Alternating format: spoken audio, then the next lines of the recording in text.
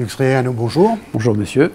Alors la CAVAM est reconnue entre autres pour sa police municipale. Comment vous abordez le risque routier et les nécessités même des missions de vos agents? Je ferai un distinguo entre les conducteurs de voitures qui ont la même formation que vous et moi aujourd'hui et donc auxquels on rappelle périodiquement des consignes de prudence, mais il y a deux types de conduite. Il y a la patrouille ordinaire, où nous sommes monsieur tout le monde, et puis il y a le moment où nous sommes appelés en intervention, et là nous sommes parfois confrontés à des difficultés.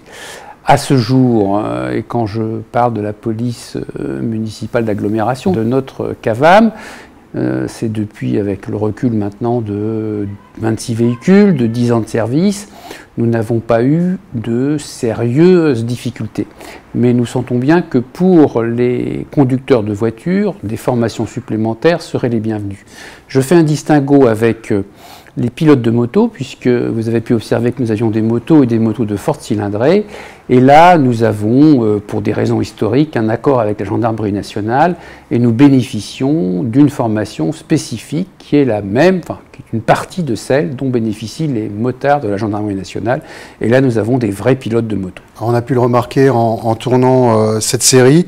La CAVAM possède en 2 roues motorisées des engins assez puissants. Nous avons des cylindrées respectables, vous l'avez remarqué vous-même, mais lorsque l'on a piloté une moto, on sait que piloter une petite moto ou une grosse moto est aussi maniable lorsqu'on sait piloter qu'une petite, et on en a, comme on dit d'une manière un peu triviale, sous le pied, ce qui, pour les différentes missions que nous avons, enfin que nos policiers ont à assumer, est fort utile.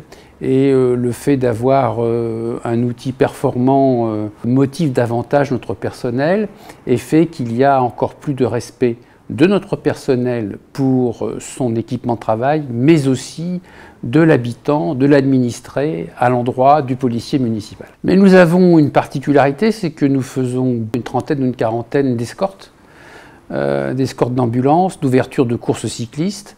Et pour cela, encore une fois, un coureur cycliste, lorsqu'on est à un niveau régional, voire national, ça roule à 60-70, et c'est avec des motos qui sont capables de rouler vite que l'on peut ouvrir la route en toute sécurité.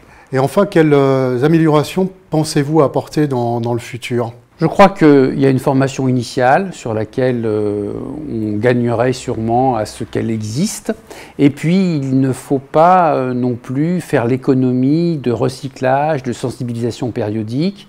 Vous savez, lorsque le pépin est arrivé, il est arrivé. On sait que généralement, il n'y a pas une cause unique, c'est toujours la conjonction de 2 ou 3 facteurs qui font que le pépin ou l'accident arrive. Et donc, faisons en sorte de rappeler à nos personnels les précautions à prendre, l'attitude à tenir, et puis aussi d'essayer d'avoir une connaissance un peu anticipée des difficultés auxquelles ils pourraient avoir à faire face.